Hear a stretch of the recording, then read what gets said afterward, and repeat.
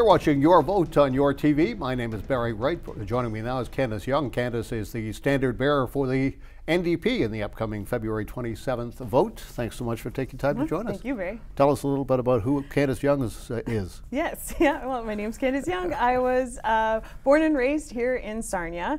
Both of my parents are retired teachers. My mom is actually from Kettle and Stony Point First Nation. My dad is originally from Nova Scotia. And, you know, having two educators as parents, it kind of no surprise that I ended up being an educator myself. Right. And I'm now a math professor at Lambton College.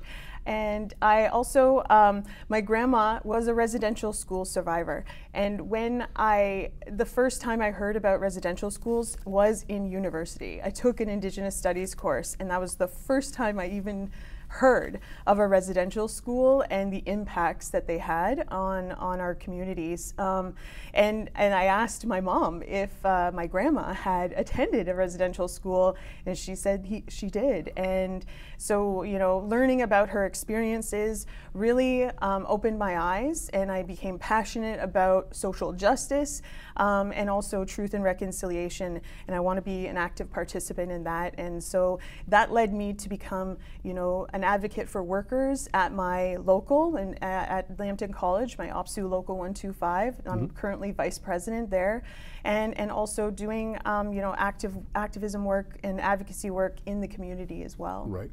Obviously, being involved with Lambton College, you know, kind of the three tenets that most people are talking about during this election campaign: housing, education, and healthcare.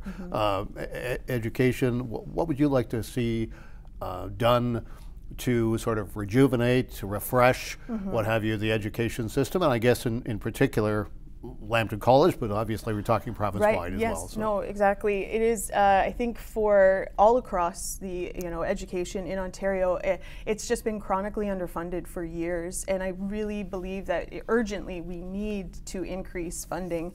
You know, particularly we have, you know, for example, the Ontario colleges and universities, the lowest funded across Canada. If we look at all the provinces, Ontario is the lowest funded. So I would love to see, you know, increased funding, more supports for students in the classroom. We don't want to see, you know, class sizes increasing. We need more education workers as well to be hired. So those are the things that I'm hoping that we can do, you know, when we're elected, and that those are the, you know, plans that we have that we're going to hopefully implement. So, right. When we talk about increased staffing and smaller classes, that sort of thing, that all comes with a cost. So how do we sort of massage that as far as paying for the additional money is concerned? Exactly, and that's the thing. I mean, the funding has just decreased over the years, and so really we just need to bring it back to where it needs to be. And the funding is there. You know, we just have other things that, you know, that it's just we have to take a look at how we're going to, you know, spend the money better. Right. Yeah. Housing has been an issue, especially in Sarnia, but not only in Sarnia. I mean, obviously you've probably seen it on First Nations communities in places like Petrolia and Wyoming and that sort of thing. What is the NDP's platform as far as trying to fix, if that's the right word, the housing crisis in Ontario? No, exactly. It is a housing crisis across Ontario. Many communities are, you know, having to deal with this. Municipalities are kind of left in the cold to try and pick up the slack right from the provincial government. So the NDP, what we want to do is we have a Housing Ontario plan that we want to implement. One of the first things we want to do is create 60,000 supportive housing units for people who are living in encampments, so that they can get the support they need: mental health care support, addiction support, any other support that they need to, you know, kind of get back on their feet. And then we also have a more broader plan to build, you know, 300,000 affordable, or maybe, you know, use what we have to create affordable housing, and then a 10-year plan to build, I think maybe about 1.4 million, I think, billion, of housing in 10 years. Right. So. Right. And healthcare. Talk to us a little bit about the NDP platform when it comes to healthcare. Yes. So one of the plans is going to be hiring. this is an issue across Sarnia-Lambton where people do not have a primary healthcare provider, right? They don't have a family doctor.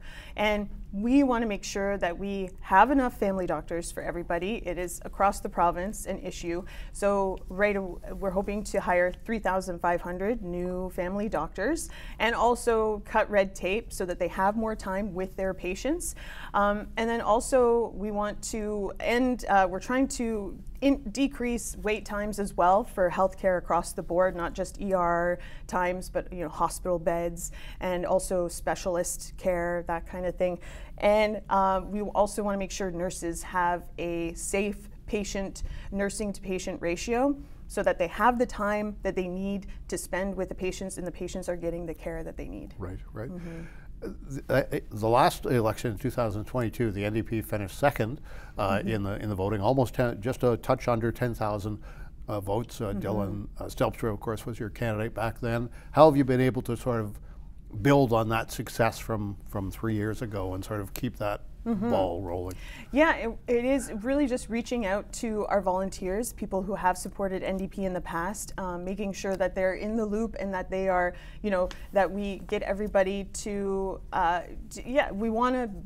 we want to build on that momentum, right? We have that momentum, we want to keep it going. So it really has been just kind of grassroots approach, just get everybody involved, let them know what's going on. And then of course, this election, doing a lot of door knocking, a lot of calling people to let people know that there is an election. That is the biggest part, I think, the biggest hurdle for this time around. But yeah, we talked about sort of those three tenets that people seem to be talking about. But are you getting other issues that people are bringing up when you go to the door outside of housing, healthcare, and education?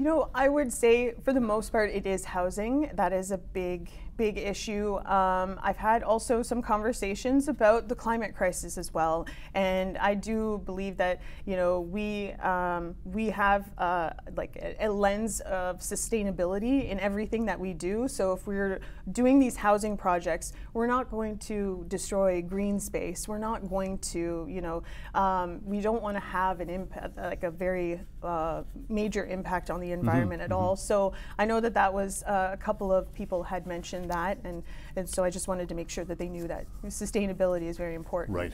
I'll give you the final word. If someone is watching, and obviously you're sitting at their kitchen table, what would you tell them as far as why they should vote for Candace Young on February 27th? Yeah. I believe everyone in Sarnia-Lambton deserves a strong voice at Queen's Park and a government that is on their side. And if you elect me, I want to continue the advocacy work that I have been doing in the community. I can become a more effective advocate at Queen's Park for everyone at Sarnia-Lambton. So please vote for me on February 27th. Also, polls are open now at Fabricland. The Elections Ontario office is open. You can go vote now by special ballot. Well, actually, they might have the nominees very soon, so you'll be able to vote any day, Monday through Saturday, 10 to 8, and then on Sundays, 12 to 5.